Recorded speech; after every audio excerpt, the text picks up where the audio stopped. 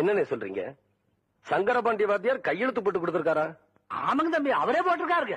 ஏன் மகாலிங்கம், இதே கேஸ் நம்ம கோர்ட்டுக்கு வந்துச்சுன்னா ஜட்ஜ்மெண்ட் சொல்ல எவ்வளவு வருஷம் ஆகும்? ஒரு 15 வருஷம் போட்டு ஜவ்வில படுத்துற மாட்டீங்க. என்ன சொன்ன? உண்மைத்தாங்க சொன்ன. குமாரியா,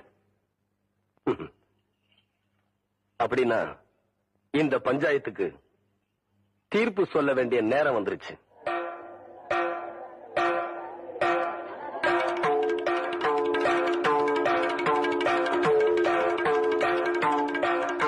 ஆயிரத்தி 1936 வருஷம் சங்கரபாண்டி வாத்தியார் இறந்துட்டாருன்னு உங்க எல்லாருக்கும் தெரியும். 1937 வருஷம் இந்த பத்திரம் கரையம் பண்ணிருக்காங்க. இது முதல் தப்பு.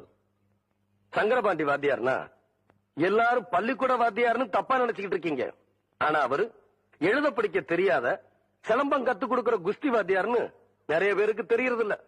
எங்க அப்பா இறந்து போனப்போ ரிஜிஸ்டர் ஆபீஸ்ல வந்து அவர் கை நாட்டு போட்டாரே தவிர கையெழுத்து போடல.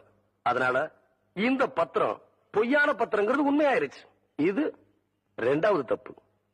இந்த நிலம் நம்ம கோயிலுக்கு தான் சொந்தம். இந்த கோயில் நம்ம 18 பட்டிக்கு சொந்தம்னு தீர்ப்பு சொல்லி உங்ககிட்ட இருந்து நான் விடுதலை வாங்கிக்கிறேன். நீங்க நல்லா